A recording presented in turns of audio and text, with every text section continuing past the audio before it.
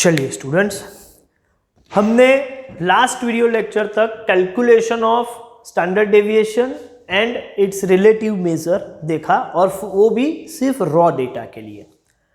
चलिए अभी देखते हैं डिस्क्रीट डेटा में कैसे डील करेंगे। क्वेश्चन पढ़ते हैं, calculate standard deviation and it's coefficient of variation, मतलब ये CV है, वो इंटू 100 वाला हो गया। From the following data value and frequency, value मतलब x, फ्रीक्वेंसी मतलब f, और ये है 1 2 3 4 5 6 7 8 9 एंड फ्रीक्वेंसी है 8 10 14 19 22 30 15 4 एंड 3। अच्छा, मेथड तो सजेस्ट नहीं किया है, डायरेक्ट है या शॉर्टकट है, ठीक है, लेकिन मुझे आपको एक्सप्लेन करना है तो मैं ये क्वेश्चन दोनों मेथड से सॉल्व करूंगा, एक बार डायरेक्ट मेथड से और एक बार शॉर्टकट मेथड से। तो x और f तो अवेलेबल है, अब करेंगे क्या? तो अब आपको काम करना है, डायरेक्ट मेथड है तो ये दोनों का मल्टीप्लीकेशन मतलब fx। तो 1 इंटू 8 8, 2 इंटू 10 20, 4 इंटू 13 42, 76 110 180 105 32 एंड 27। लेकिन अब क्या करना है? अब आपको करना है fx square. Sir fx square कैसे निकाले? देखो fx स्क्वायर का मतलब ये नहीं कि fx का स्क्वायर कर दो, मतलब 8 का स्क्वायर 64 या 20 का स्क्वायर 400, ये नहीं है, ये गलत है, ऐसा नहीं करना है। करना क्या है? ये fx का स्क्वायर नहीं है, देखो ये अलग चीज है। जब मैं 8 का स्क्वायर या 20 का स्क्वायर करता हूं तो पूरे fx का स्क्वायर होता है, मतलब fx द होल स्क्वायर होता है, जिसका मतलब f का भी स्क्वायर होगा, x का भी स्क्वायर होगा। अभी मुझे चाहिए fx square, that means f into x square. x का तो स्क्वायर करना है लेकिन f का नहीं करना है, और f इंटू एक्स स्क्वायर के लिए मुझे करना पड़ेगा क्या? f into x.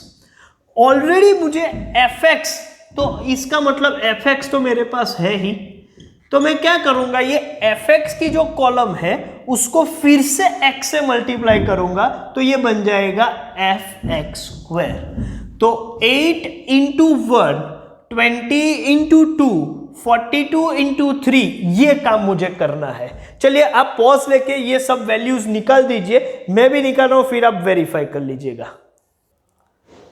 चेक कीजिए, fx into x means fx square, मतलब 8 into 1 8, 20 into 2 40, 42 into 3 126, 76 into 4 304, 110 into 5 550, 180 into 6 1080, 105 into 7 735, 32 into 8 256 and 27 into 9 243। f का टोटल 125, fx का टोटल 600 और fx स्क्वायर 3342। अच्छा, आपको क्या निकालना है? एक तो स्टैंडर्ड डेविएशन और उसके साथ साथ कोएफिशिएंट ऑफ वेरिएशन, मतलब CV भी निकालना है। तो देख लेते हैं कैसे करते हैं। उसमें पहले तो CV निकालना है, तो इसका मतलब मुझे x बार की वैल्यू चाहिए, और x बार का मतलब है डायरेक्ट मेथड में सिग्मा fx अपॉन n, और ये होगा 600 डिवाइड बाय 125, और 600 डिवाइड बाय 125 का वैल्यू आ रहा है 4.8। चलिए अभी रिक्वायरमेंट पे आ जाते हैं। फर्स्ट रिक्वायरमेंट है स्टैंडर्ड डेविएशन। तो स्टैंडर्ड डेविएशन है formula sigma fx square upon n minus sigma fx upon n the whole square. चलिए वैल्यू रख देते हैं। सिग्मा fx स्क्वायर है 3342 divide by 125 minus 600 upon 125 the whole square. इसको solve करना हो तो एक स्टेप एडिशनली हम काम करेंगे, और वो है 3342 डिवाइड बाय 125। तो ये स्क्वायर रूट के अंदर ये फिगर होगी 26.736, ठीक है, मैं 736 ही रखता हूं। और 600 divide by 125 into equal to, तो ये स्क्वायर हो जाएगा 23.04। अब ये दोनों का जो डिफरेंस है उसका स्क्वायर रूट कर देंगे, तो क्या होगा भाई 26.736 और माइनस करेंगे 23.04, डिफरेंस होगा 3.696 और उसका स्क्वायर रूट करेंगे तो वो फिगर आ रहा है 1.92। 922 है, हम 92 रखेंगे। और सेकेंड रिक्वायरमेंट है coefficient of variation, coefficient of variation जिसको बोलते हैं CV, जिसका मतलब है S upon x bar into 100। S की वैल्यू 1.92, एक्स बार की वैल्यू 4.8 इंटू 100। चलो चेक कर लेते हैं, 1.92 डिवाइड बाय 4.8 इंटू 100, तो ये होगा 40। तो ये फिगर रखेंगे हम 40%, क्योंकि 100 से मल्टीप्लाई किया तो 40% होगा। तो मुझे लगता है कि डायरेक्ट मेथड से कैसे सॉल्व करते हैं वो आपकी समझ में आ गया होगा। अब यही क्वेश्चन हम शॉर्टकट से सॉल्व करेंगे, ठीक है। इसका स्क्रीनशॉट लेना हो तो ले लो, हम आगे बढ़ते हैं। चलिए शॉर्टकट मेथड में कैसे काम करेंगे, तो x और f तो अवेलेबल है, हम निकालेंगे d की value. d is x minus, क्या ये c फैक्टर यूज कर सकते हैं? हाँ कर सकते हैं, लेकिन एक एक का ही गैप है, डिवाइड बाय 1 करो ना करो कोई फर्क नहीं पड़ेगा। एक काम करते हैं, हम सेंटर में से किसी एक वैल्यू को ले लेते हैं, मान के चलो हम 5 को a एज्यूम कर लेते हैं, तो d is equal to X minus 5, divide by 1 लिखो ना लिखो कोई फर्क नहीं पड़ता, इसलिए मैं नहीं लिख रहा हूं। तो ये होगा 0, ये -1, ये -2, ये -3, ये -4 और ये हो जाएगा 1 2 3 4। अब क्या करना है, जैसे x इंटू एफ करते थे, अब x को मैंने कन्वर्ट d में कर दिया है, तो जो प्रोसीजर हम x के साथ करते थे वो d के साथ करेंगे, जिसमें होगा एक fd और दूसरा होगा fd स्क्वायर।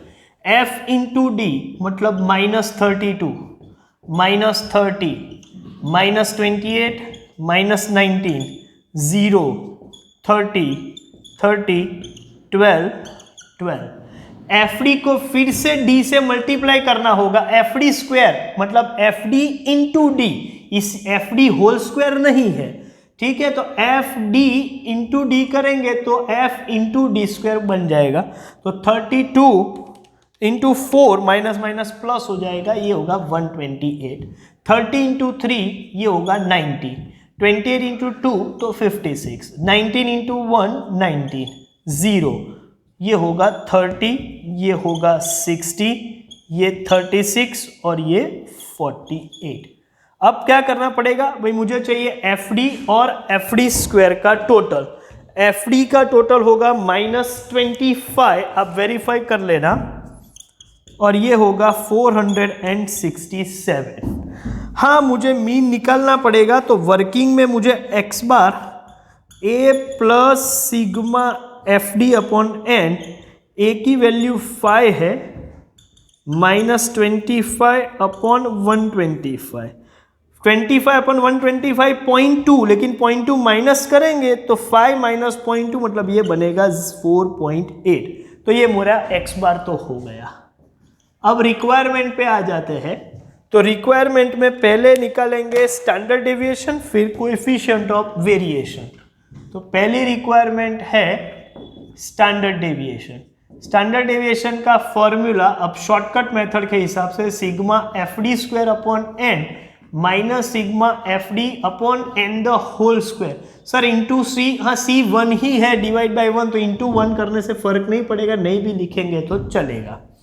चलिए ये वैल्यू कौन सी है, सिग्मा fd स्क्वायर है 467 डिवाइड बाय 125 -25 डिवाइड बाय 125 और उसका स्क्वायर।